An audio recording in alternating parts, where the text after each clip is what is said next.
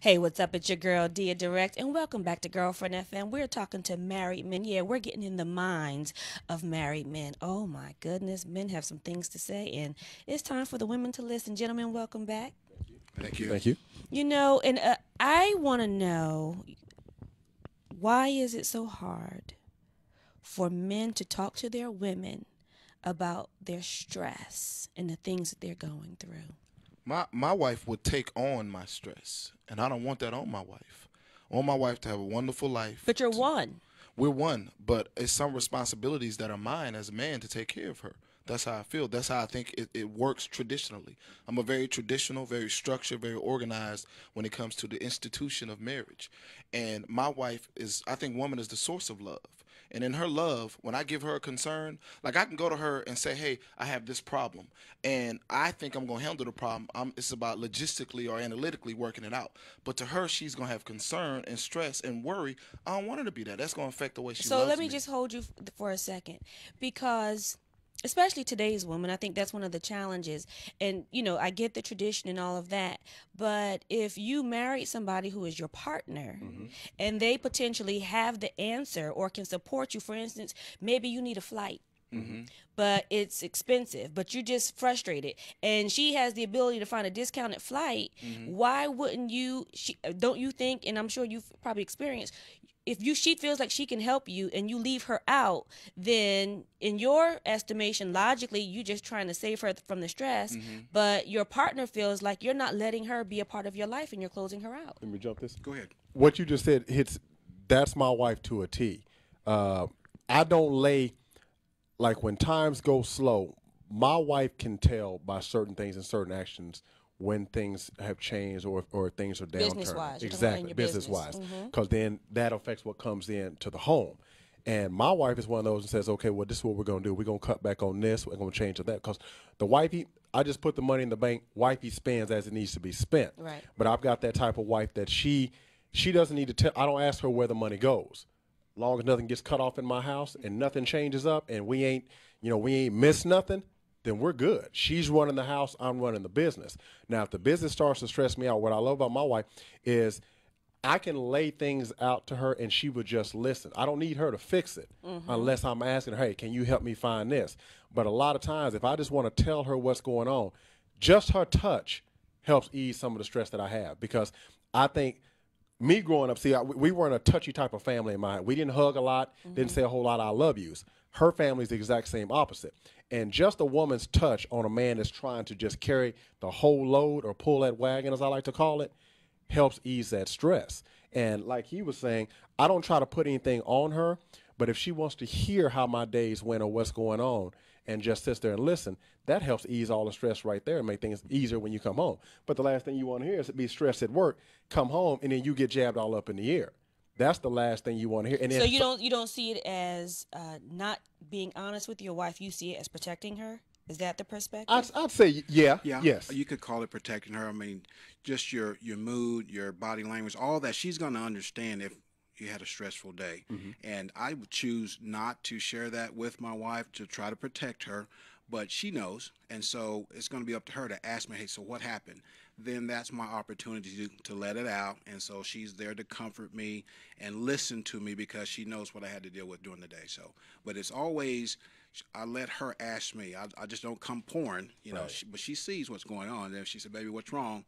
Then that's my okay to say, okay, this is what happened today. You both touched on something that I think is really important, and you talked about the logic of men and wanting to fix things. Yeah. So, flip side, when a woman is going through something, let's say something happened at work or something is stressing her out, generally we want to emote. And the man usually tries to logically fix it. In your experience as a married man, what have you learned about how to deal with that? All right, I got this one. One of the things that I learned that works for me and my wife is to listen. Okay. She's at a point where she wants to vent or whatever she has to say. I don't initially try to fix it. I want to hear what she has to say. And it's more about listening to what she has to say and letting her get it off of her. Okay. May not come up with the answer, but it's therapeutic in itself that She she can emote. release and she can let it go to me and say, okay, So listening. Well, one of the things I work with couples on is learning your spouse. Kind of like what he said, That's what I was about his spouse knows him, and so I'm able to walk into my house and say, okay, my wife is having a bad day. I need to move around. I need to get out of her way. So I know those days. I know those looks. I know those days when she wants to just talk and just hang out, and then I know when she brings me a problem to solve. Now that takes time. That takes energy and effort on a spouse's part to say, hey, to get to know him, because a lot of times we think we know him when we marry him. But now they're really the person that we thought they were, or whatever, once we get married. So we got to take that time. I'm always trying to learn different things and new things about my wife every chance I can.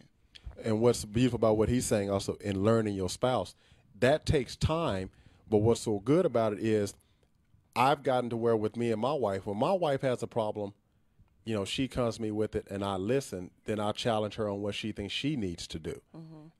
Like if she tells me how this day went, this and that, and the problem that she's having, I got to ask, well, what do you think? Well, how do you want to do it? Do you want to fix it? I got to kick it back because she might have the idea and think she knows the direction, but wants to say, okay, do you think it's a good direction? Because as you know, most women don't want to be told what they think is what the problem is.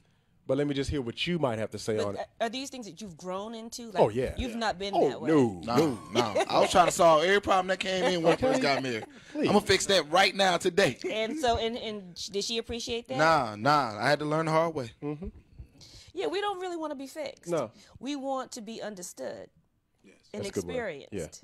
And that is what it is. And I think, it's a man's nature to want to fix. But I wasn't a broken woman when we met, so I don't need you to fix me. Okay. You didn't marry a broken woman. I just need a partner to understand where I'm coming from. And in a safe place, you talked about security.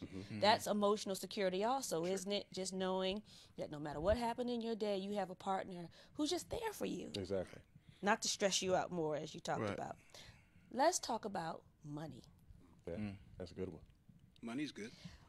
Money is good, but what do we think about accounts? Joint accounts, separate accounts, what? Let me start on that one. What's interesting about what you just said, early on in my first two marriages, I had joint accounts.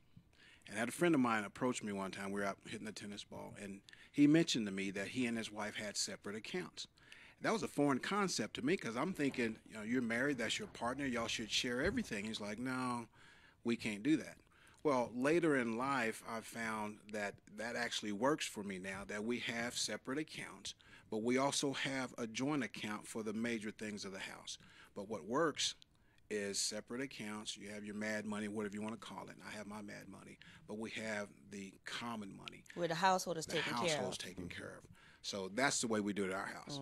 So what about you? Absolutely, same thing. We have a shared account where all the bills, investments, savings, all that kind of stuff is kind of directed, flows through. And then I have my own personal account. She has her own personal account. Don't ask me about what I do with my money. I'm not going to ask you about what you do with your money. Right. These two separate accounts are approved in the budget. Do as you will. I'm a believer. Sir? We're separate. We're separate accounts as well. Only separate? Only separate. The wifey runs the accounting at the office on the business. So when she strokes out checks, she puts basically my check pays the house. Her money goes wherever her money goes. If bills come up a little short, that's my job to hustle that up and get back up. Now, if I want, as I like to call it, my trick money, my play money, that's mine. I got to try to hustle that on the side. But I never take it out of the household account. Wifey runs all those funds in the way they need to be done, and I don't question her ass. As long as nothing gets turned off in the house, I'm good. As long as she happy. There it is. I'm good. Yeah, money makes the world go round, but it also can make your house fall down if it ain't right. It does. And it's got to be an open conversation. I think that's where a lot of people have issues. It's got to be an open conversation. The way me and my wife have grown together is I never, and I pray this never happens, want to be in that situation because I've encountered many friends where we get a divorce and my wife has no skill sets. I decided to be one of those typical men, just take it all and try to give us. That's not the case it's going to be in my house. I've always been a believer. Many pro athletes out there that lost half. Well, you deserve to lose half because in the same situation that woman was with you when you got there, she needs to get half of the time she put in. It don't matter if she shot a hoop, delivered a car, whatever the case may be. She was there. And that's the main thing. It's got to be on that money. That's half of that turn. When we come back, we're going to talk about, for all those people, because we touched on it a little bit, but I want to really focus on it.